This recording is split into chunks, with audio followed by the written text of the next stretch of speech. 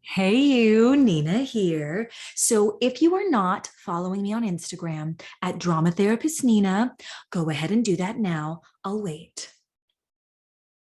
Okay, no more waiting. Let's move on. So, in this episode, you are going to be hearing from Ivan Bodley, aka Funkboy NYC, about all things epic firing. Ivan has been in so many different off-Broadway, Broadway, doing his thing up in New York shows, and he's going to share a bit of his life with us. He's going to talk about these epic firings, like I said, but my invitation to you right from jump is to start to see that on the surface, it appears to be about firing. And if we go a little deeper and we lean in a little bit more, what we realize is that of the many things that it is about, that it is speaking to, one of the biggest things is, how do you lose something and potentially lose a piece of yourself in the process? And then how do you come back to yourself?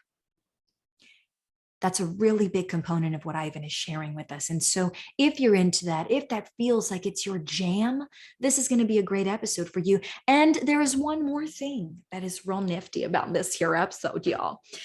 In this episode, one of the things that we barely touch on, I really wish we went into it more, is projection. If you are not familiar with what projection is, I do tell you to go Google it in the episode, but I'm actually recording this part after the episode. So I'm going to drop a little knowledge now. Projection, in a nutshell, is when somebody is feeling something uncomfortable, sticky, unwanted, right? They're feeling something that they don't want to feel. And so instead of feeling it, they're going to displace that emotion. They're going to project it onto someone else. Now, this is a defense mechanism because what's actually happening with projection is the body has said, well, that's a really uncomfortable, sticky, disgusting feeling that we don't want to feel. Let's put that on somebody else. And so when you project on somebody else, what happens is now you no longer feel that it is your threat internally. It appears to be an outside threat. And if it's a threat outside of you, if it's an external threat, what your brain then says is, we just need to get rid of that person. They're a problem, right? But that's not the case with projection, right? With projection, the issue is something that's actually internal that must be dealt with, so that we stop putting it off on other people. We stop imagining that it is an external threat, and we own that, in fact, there is something internally threatening to trigger us if we don't get it handled. One of the most popular examples that may be out there in the media is if you have a partner who is cheating and they suspect you of cheating. So they're projecting that onto you when really it's their experience. If you have ever been angry, really angry with someone about something, really angry, in fact, with yourself, right? Really angry with yourself about something. So let me clear that one up. You did something, you didn't like it. And instead of owning your discomfort and that it was your choice or your decision, what you do is you put it on somebody else. It's your fault that I feel this way. It's your fault that this happened, right? That's projecting, instead of being like, actually, these are my angry feelings and I need to figure out what I need to do in order to get them handled. Y'all picking up what I'm putting down? Projection happens all the time. I just had it happen to me in a big case. Now, I'm not going to share that story in this episode. Stay tuned for a future episode, folks. But I am going to get ready for you to pass it on, do the regular intro, and take your breath for Ivan Bodley's episode as we explore just getting back to you, right? Getting back to who you are right now. So get out a journal for you to take notes with, or a friend to have, a good conversation about this episode with, as we explore your triggers. For now, I'm curious. Are you ready to play? Welcome to Triggered. Can we play with that? You know that moment when your emotions ramp up in an instant, leaving you feeling helpless, frozen, or out of control? In that moment, you've been emotionally hijacked, the very definition of triggered. And I want to ask you, can we play with that? I'm Nina L. Garcia, drama therapist and empowerment coach of Houston Creative Arts Therapy. Join me as we discover ways to empower you and the people who mean the most to you to transform hard conversations into teachable moments. Triggered. Real playful, real respectful, real empowered.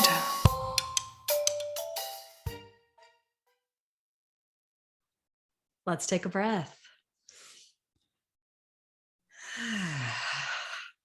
All right. Welcome, Ivan. Hey, thanks. Nice to be with you.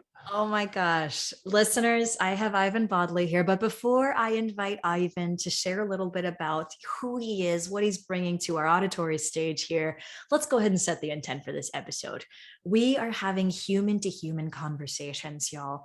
These episodes are designed to empower everyone listening, to turn a hard conversation into a teachable moment. So when we're listening, this means we've consented to listen, right? We want to go into this place. We want to play with these things. It could be hard. It could be sticky. It could be uncomfortable, but I consent to being here. And if I want to leave at any point in time, I can leave.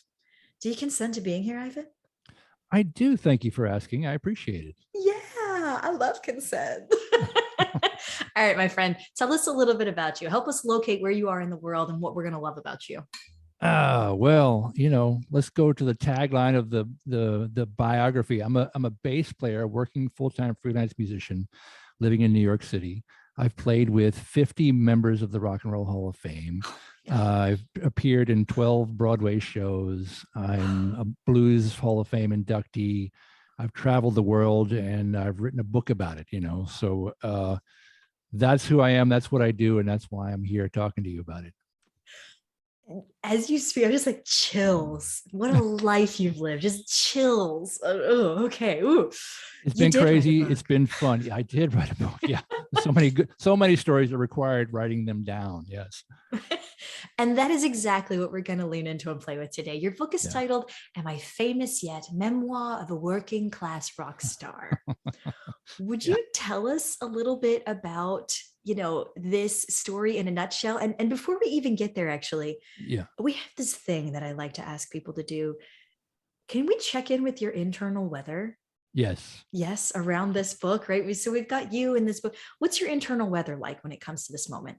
Well, I spent some of my formative years down in New Orleans, Louisiana, which is a very hurricane-centric kind of part of the world. So I constantly have weather systems coming through, with the eyes of calmness in the middle of them, and then, areas of extreme violence on either side, weather-wise, I should say. Yes. So, I'm in a good spot right now, but you definitely go through a lot of changes and a lot of internal dialogue, shall we say, over some of the strange misadventures that happen to you in the music business as you're trying to be a successful, famous musician. Oh my gosh, right. And I don't even know what these pieces are going to be So I'm good. yet. I'm good. Oh, good. I don't even know what these pieces are going to be yet, right? So listeners, get ready, strap in. We are going to be on a journey with Ivan here. Ivan, would you tell us a little bit about what it is that you want to share today with us? Well, I think, sort of in keeping with the theme of your podcast here, what I thought I would discuss is sort of like there were 3 separate incidences over the course of my career, which were just epic firings from huge gigs that I really wanted to have, that I was very excited about having, and then to sort of get in there and just be summarily let go, like completely shakes your entire worldview, your entire view of self, your entire confidence, really core shaking confidence, it's something that I professionally trained to do, and I've been doing for almost 30 years now. I graduated music school 30 years ago. And to this day, to have your cage rattled that much by being fired off a gig is something that, gives one pause, shall we say. No kidding. Yeah. But I tend to a humorous lens in retrospect, because it's one of those things where you kind of have to laugh to keep from crying. And then the overall arching thing that I've discovered after years and years and years of doing this is that I've been hired to replace the guy that's been fired almost as much as often as I've been the person who's been fired. Wow. And that's something that you can kind of, Yeah, well, you can kind of only learn that sort of over time. In fact, it happened to me just last night. I was talking to a musician who works with some very prominent sort of people, and he's saying, "Oh, we'd like to have you play with us sometime." I was like, "I'd love to play with you sometime." And he was saying, our bass player is good, and I was like, "Good, I'd love to sub for your bass player anytime." He's like, "No, it wouldn't be a sub thing. We'd like you to maybe join our band." I'm thinking, wait a minute, the bass player that they have is a friend of mine. I know who he is. He's very, very good. And I was thinking to myself, this is exactly what it's like. You're kind of on the other end of it. You don't know why they're looking to make a change. It's just people think the business is kind of fickle. I got a gig once, one of the times when I was hired to replace the guy who had been fired. The only substantive criticism that I could get from them why they fired this guy, because they didn't like the color of his shirt.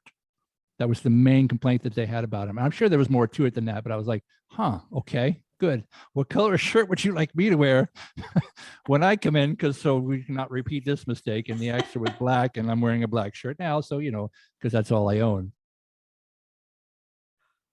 Oh my goodness. These things happen. That's what I'm saying, No kidding, right? It reminds me, like, when I think about just this moment on the bigger scale of things, it makes me think about the shame that one feels when we think about cancel culture. Are you familiar with like this concept of cancel culture? Right? I'm in show business. Absolutely. Oh my gosh. That's what this makes me. These are like the micro moments that, especially if you're in a creative career, if you're in the public eye, can become much bigger cancel culture moments, right? But even in the firing of oneself, how that can be like that identity shaking, where you say that it really gives one pause, quote unquote. It's like, wait, have I been canceled? Am I worth canceling? Should I be canceling myself? Right. And so on and so forth. Right. Very triggering. You go into a spiral, and it's hard to avoid. It's almost impossible to avoid. There was one when I was first starting out. When I first got to New York after music school, I hadn't quite amassed enough professional momentum to quit a day job. I worked a day job for the first 3 years I was in New York City. I was typing resumes for the people that the phone company was laying off. It was like this bizarre, weird karma job that I had for 3 years. Fascinating. It was crazy. So, but in the middle of that, I got a gig with a guy who was a major label recording artist. He had a deal. We were writing together as a band. We were creating this stuff. We did this first huge showcase gig. We opened for a big concert in New York City. And the next morning he called me up and he fired me. And I was like, gobsmacked, speechless. I had no idea. Like you feel your guts just drop out of you at the time, sick to my stomach kind of thing. And I couldn't imagine why. Like I was the only one in the band that had actually gone to music school. I was like, it can't be anything technical that I'm doing, because I've trained to do this. Okay. And I didn't really understand it until much later, because what happened was, one by one, every time something didn't go well in that band, the singer's solution was to fire somebody, to make a change. So obviously this was the problem. So, I just happened to be the first one out the door. And because it happened to me first, and we had no sort of frame of reference for this thing, I just thought, I was devastated. This is all I'd trained to do my whole life, is what I wanted to do was be with a recording artist and a major label, and, and be rich and famous, et cetera, et cetera. Yeah. Turns out the act never ended up going anywhere, sort of. And in the end of, he was also like having people sign over their publishing, because we were co-writing all this material together. So it's like sign the publishing rights over to him, and he would administer the publishing, quote unquote, and pay us directly. And because I got fired, I'm like, I'm not signing that. I don't need to sign that. I have no interest in that. So I ended up getting my own publishing administration deal with a company that just does that. Yeah. And in the end, I was the only one who made any money off the game. Oh my God. All the other guys got fired, but they'd already signed their rights away. And I didn't make much. It was probably, $500 over the course of 10 years or something. But and yet still, exactly. I mean, it's really, for me as a listener, I'm and what I'm feeling is like, it's not really about the money. It's about the principle. Correct. Right. It's about your own sense of autonomy. It's about honoring what you bring to the table as a human being. And here we have this other person who's like, I don't really like how this is working out. So let me just, rid myself of you instead of figuring this out. And I've been wondering too, I was like, wait a minute, we've got 3 firings here. There's these epic firings. What's happening with these people, right? but I think this is so important when you're offering this very valuable perspective, right? Not just in the moment, but also the long term of what happens, right? How we realize, Right. oh, maybe that happened for a very good reason for us down the line, right? Even if it doesn't feel good in the moment. I think that is so important what you're offering there, because so many of us will take a firing, right? Whether we're in the creative business or not, we will Right. take a firing or being let go of a relationship, right? I don't want to be friends with you anymore. Hmm. Being broken up with, we will take that loss so personally, Yeah. as if it was us, when really, you know, in your example, it was the color of somebody's shirt. It was because something else was going on, right? Right. It's so rarely about us. It's really about something that's going on for that individual. Now, there are times when, of course, you know, we are at Sometimes fault. it There is does. something Yeah. we've done there. There's something Sometimes we it is need to us. take, Yeah. right? Yeah. Yeah. Accountability and responsibility for. Right. But I just love what you're bringing in is what I think our listeners really need to hear. If they've had a loss from a job, from a relationship, Hmm. if they've had that kind of loss, was it personally, was it something we need to be accountable for, or does this really have nothing to do with me, right? Or very little to do with me? Right. And unfortunately, it's really hard to know because, you know, Mhm. when they've severed ties with you for whatever reason, you're not getting information. You're not getting feedback to know, is this something I could have changed? Is this something I could Mhm. have done Mhm. differently? So, and it hits you out of the blue like that, it's just like you don't see it coming. It's like Mm-mm. a bus hits you, that you Mm. just never saw, you never heard coming. And it's very very soul shaking when that happens.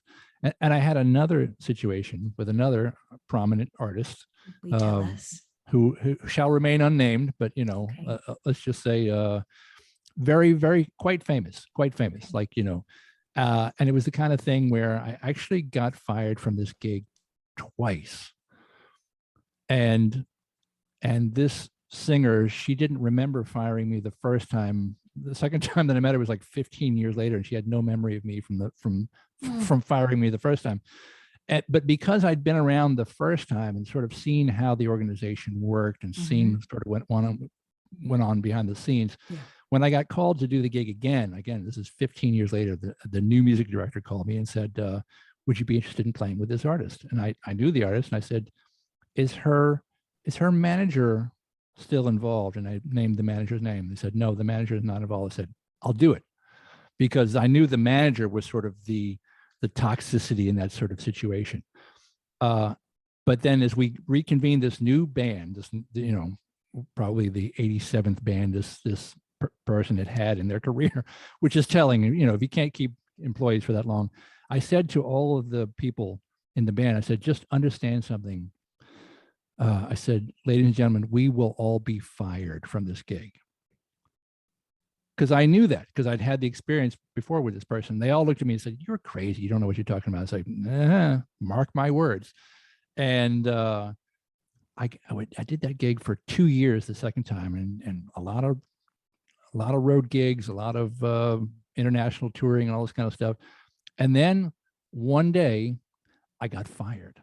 And the rest of the band, I was the first one out the door of that new band, the first one to get, and the rest of the band was like, whoa, he wasn't kidding. Like, we're all going to get fired. And because they didn't understand why I had been fired. And I didn't understand. I mean, there was what I understood from working with this person previously, that there wasn't a reason. Mm. What had happened with the old management company is they had kept the star insulated from people to sort of keep control and influence Mhm. over her career. Mhm. So anytime anybody started to get close to her personally, they were dismissed. They were pushed out, the kind of thing. Threaten So the they power trained dynamic. exactly, Mm. and very toxic too, I might add. And that training had been going on for like 30 years. So when it came time to sort of have her as an autonomous artist with a new manager, who was a very positive human being, she had that training, that skill set. It's like, oh, if my shoes are too tight, fire the bass player. If the stage isn't level, fire the trombone player. Like it was just Mhm. sort of like constantly things at a complete whim being changed. And again, I knew sort of like ahead of time that this is what was going to happen. Mhm. But then when it happens, you're like, oh man. And then I was the first one out the door too. I'm like, come on. I'm, Yeah. I'm the one who Yeah. knows how this thing goes. But they fired me. This was so interesting. When they fired me, manager and the music director both conference called me, and they fired me in such a way that they wanted to preserve my allegiance to the point where they could call me back at any time if they needed me, to step in as the fill-in or something. And I was like, absolutely, because I understood the situation. Yeah. I knew it wasn't personal, and I found out later kind of what the reason why it was, and it had to do with like it had really kind of had to do with the racial makeup of the band. They wanted it to be more mixed than it was, and I was like, okay, so I was I was the poster child for that, and fair enough, I get it. But they fired me in a way that they wanted to be able to call me back. And so I've told them since every time I see them, I was like, please call me back. I really want to be able to tell people that I've been fired a third time from this gig, because I think that would be a personal best, Cheeky. Yes. And they have called, but the scheduling hasn't worked out that I was able to do it. I was like, oh, please, I just want to get fired a third time just for the story. I mean, Ivan, I think this is a first on the podcast. I think we're also playing with firing, right? Like not even just like cancel, but like we're playing with the idea of like, I can play with being fired. Like I can be fired and not still be okay. And that's not going to be triggering for me. It's just like, I can play with that idea. Is that true? It is, because again, it's happened so many times, and you don't get a reason. You don't get an explanation. You don't always just get a reason. And sometimes you don't get fired, you just don't get called, and you just notice that the act is playing somewhere, and like, oh, there's somebody else standing in the position I used to stand in. And, you weren't fired, you just weren't called back for whatever reason. And again, unfortunately, it's something you sort of get used to. That said, I'll give you the third incident I was telling you about, or alluding to, and this was a long-running Broadway show that I came in as a substitute player on. Yeah, pause for just 1 second, if you Go ahead. will. Yes. There was just one thing I wanted to reflect back in your last story, because I think it was so valuable, and I don't want to forget it. Would that be okay? Okay. Yeah, of course. There was there it goes. No, I've got this. There was this moment when you were talking about the singer. I'm going to call her Susie Q, if that's okay. Sure. Hopefully her real name's not Susie Q. Definitely not. So Susie Q, when people share stories, I think of the real people that you're talking about as characters, right? Because we really only catch them in a moment of their life, not their whole life, right? And so if we think about this as Susie Q at the moment, and something is not working well in her world, and so she makes a change outside of herself, right? She makes a change outside of herself. The reason why I want to capture that moment and frame that and share that with the listeners is we often see this happen, and what may be happening is what we call projecting. Instead of dealing with our own emotional experience and handling and controlling what we can control internally, we feel like we can't control that. And the way that we gain control is by making somebody else do something, lose a job, change a thing, right?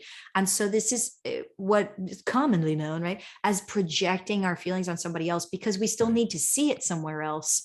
We need it out of us instead of handling our own. And I'm curious if that might have been what was happening there.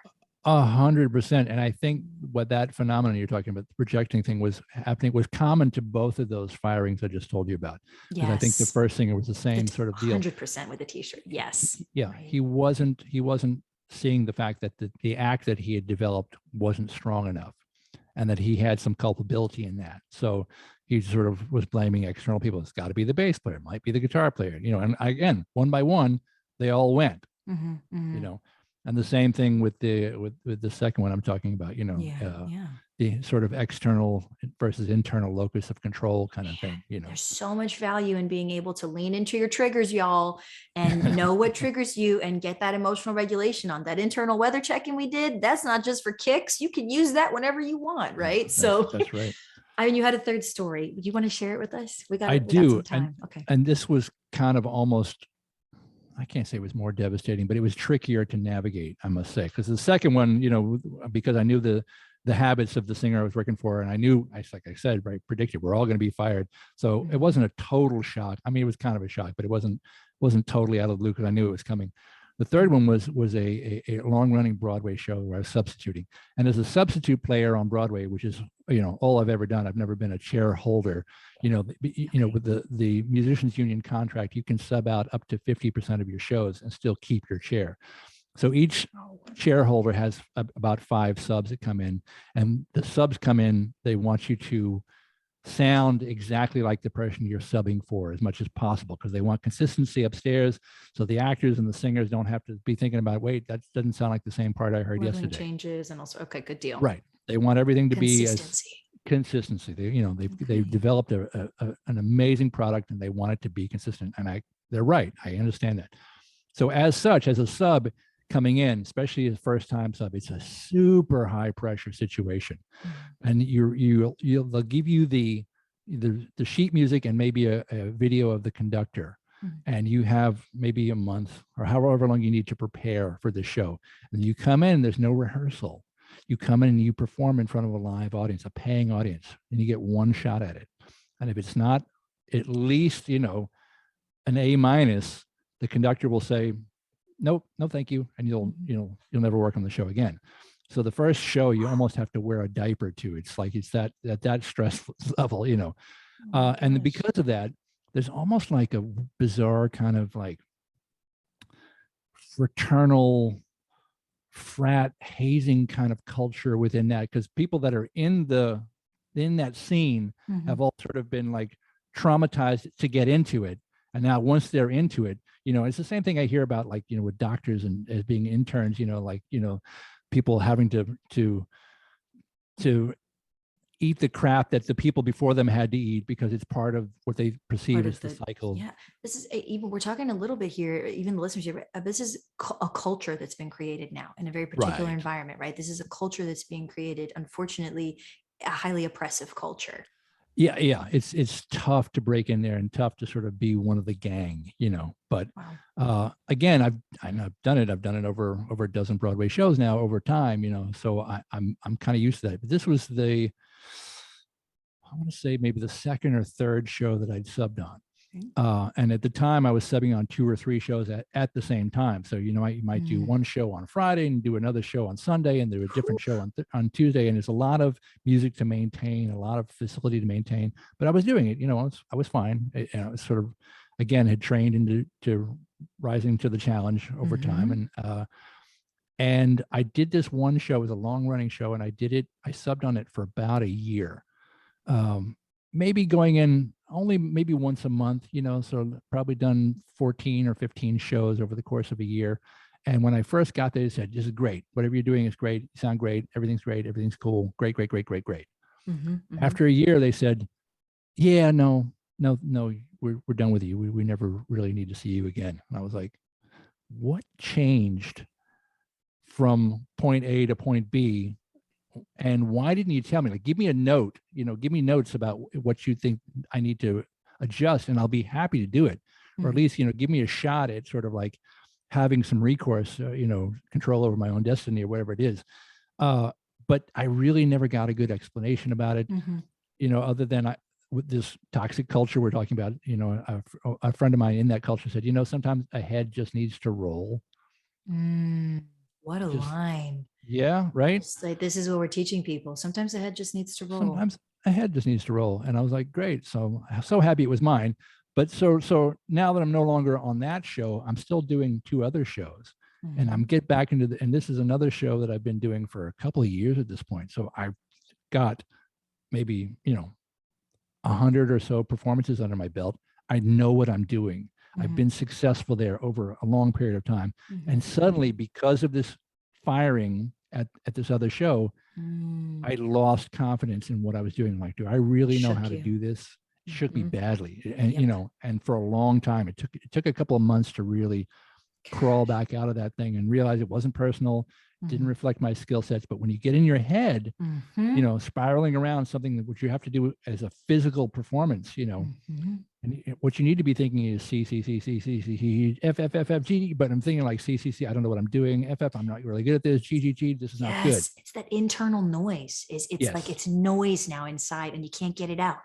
Deafening. And then you start making stupid mistakes on the show that you already know. And they don't appreciate mistakes. They don't like it.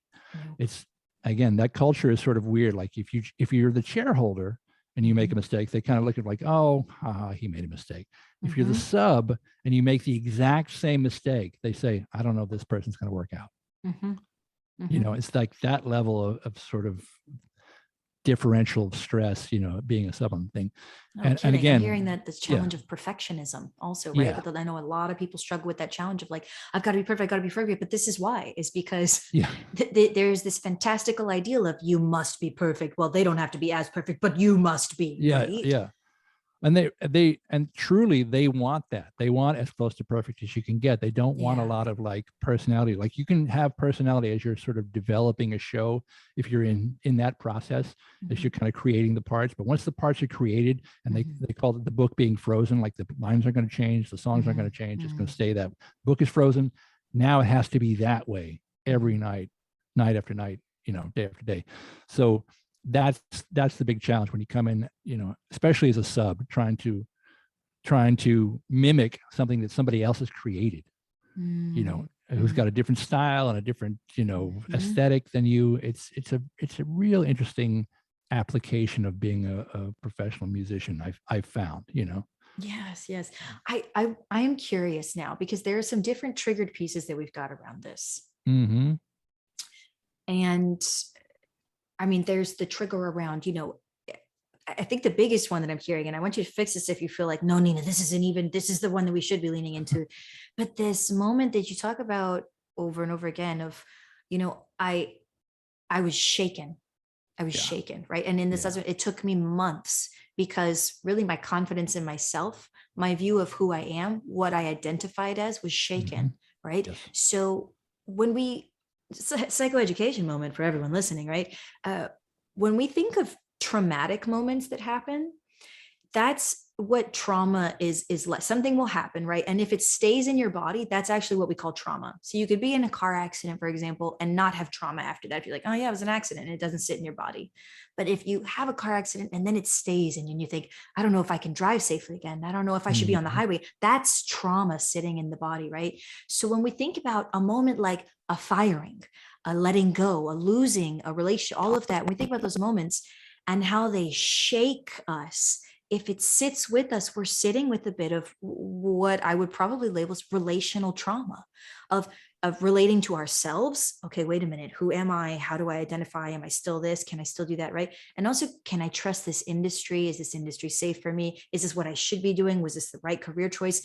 Right. The echoes of that. I mean, so my curiosity, if that's the direction we're heading, is how did you deal with the triggers that popped up after that? How did you handle the regulation that needs to happen? Because if not, we get emotionally hijacked, right? I mean, I would never work again after a moment like that. If I could see, what am I doing, right?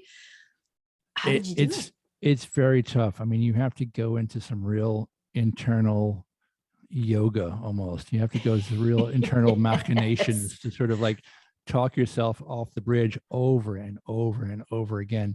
Yeah. I swear to God, it's happened more times than I care to remember. But especially, I was saying, the first time you sub on a Broadway show, it's panic. It's panic. And by the time you're into the third song of the show, you're like, I don't want to be here anymore. I would like to stand up and walk out of this room and put my instrument down. Pressure's so high. It's so high, and it's just like you got the flop sweat and just like the chills and like, but you have to sort of just push through that moment to get to what you're able to do. Because again, I've got years of experience doing this. And this last epic firing, when was this? This is probably it might be 10 years ago now, but it's still present. Like, I still do theater shows. Yes. And the first time you go in there, you feel it like, oh, this, boom, boom, boom, boom, yeah. boom, boom. And I've been preparing for this thing for a month, and if I work out the hourly wage for my first show, it's probably, I'm like making $2 an hour. If I get accepted and then, do the show over a period of months, subbing repeated times, of course, your rate of pay goes up exponentially. But it's also, it's also your self-esteem and, your acceptance by your peers and questioning yourself, like, should I be in this business? Because I know Broadway musicians, and then I know non-Broadway musicians. There's a bizarre lack of cross-pollination between the two. Like, I know people from the world, and then I know people from what I call Midtown, which is where all the Broadway theaters are. and there's very little crossover. They're people that do only that, Uh-huh. and the people that do only not that, so Yes. it's hard to Yes. keep centered, knowing that I have, and I played with, what I find fascinating is if you play with a Broadway musician off Broadway somewhere, in the world, and you listen to them play, you're like, they're okay. They're not, this is not a superhuman I was about to musician. say, they're just human, you mean? They just get to be Yeah. human, right? They're musicians, Yes. and they play piano well. They're very good, but it's not like they don't have some amazing transcendent superhero strength. They've just acculturated into that world in that way. Yeah. So that when you go into that as a non-traditional Broadway person, when you get in there, you're like, all right, you have to really keep yourself centered and go like, these people are not, it's not Superman, it's not the superheroes in here, they're just musicians, and they've learned to exist within that culture and play things consistently. What a line, because it's so humanizing. And I think regardless of what industry that you're in, right, as a listener, that regardless of what career industry that you are in, that holds true, right? Is that they're not superhuman gods and heroes that are the people above you, right? They're humans. They have been, I think acculturated is such a great word, right? But they have been conditioned to perform in such a way. And that is how they have survived, right? That's how they've gotten to where they are. And so really, I mean, if we keep having triggering moments, asking ourselves, is this the environment that I want to be in, right? And if it is, one of the things you said was, fix this if I get it wrong, Ivan, but you have to get back to what you know. Was, I believe, the line is right. And that was so powerful, because that rings true no matter who you are, no matter what career you're in, no matter what relationship you're in. If you are not living in a space of this is what I know, this is who I am, this is what resonates out, then you're living somebody else's, what they told you to live, right? It's not your life. You're living somebody else's script, somebody else's word, somebody else's culture, until you condition yourself to get there. And if that's not what you want, then baseline, you have to get back to what you know. Right. The only thing, I agree with that 100%. The only thing I'll add to it is that what becomes a positive sort of attribute in what I do is being able to step outside of the comfort zone, to get into new environments, to be able to have new successes, is being able to go into something that feels scary. This doesn't feel good, but then knowing, like, if you start to have success in that area, now you've got another thing, another piece of your whole personality and career that you can add in. So it's not, doesn't mean always play it safe, but it definitely means, like, understand having a good sense of self is vitally important, especially in a situation like that where there are factors going on around you that have nothing to do with you. Yep. It's just the way the culture exists or whatever, and absolutely. Yeah. Get back to what you know. Right. That's right. I love this, because this little bit that you're also throwing in now, so I'll throw another little bit in here. We've got this get back to what you know, right? But what you're talking about too in this last bit is what I refer to with clients is like lean in. Lean into the scary spaces, because that's how you're going to grow. That's how you're going to change. That's how you're going to shift and transform your life, right? And I'm not saying go into the dangerous spaces. Recognize the difference between dangerous and scary, right? That's right. Lean into the scary spaces so that you can enhance your ability to experience life. Right. So, that's right. Thank you so much for sharing that and adding that in there. I mean, of course. We've traipsed through lots of territory. We're at the end of the episode. And of course, I want to know, what are the takeaways? We set out to have, hard conversation, talk about tricky, nuanced things, and hopefully turn it into teachable moments. Do you feel like we did that? I think so. Yeah. I think we touched on some sensitive topics fearlessly and honestly. I think it's a good thing. Yeah. Yes. I think just that line is going to stick with me. It may even be the title of this episode. Get back to what you know. Right. Right. And the not taking things personally, getting perspective. That's right. And leaning in, right? Leaning into the scary spaces, just so much goodness. So and wearing the right color shirt. Let's be honest. The most important thing we could get from this, wearing the right color shirt. That's right. Projection, y'all. That's Google right. it. Google it. All right. So thank you, Ivan. I want to make sure that we just check in again. What's your internal weather like now that we've walked through all this? All good. Partly sunny, light breeze, mid 50s. Oh, beautiful. I love it when we have a shift. Yeah. All right.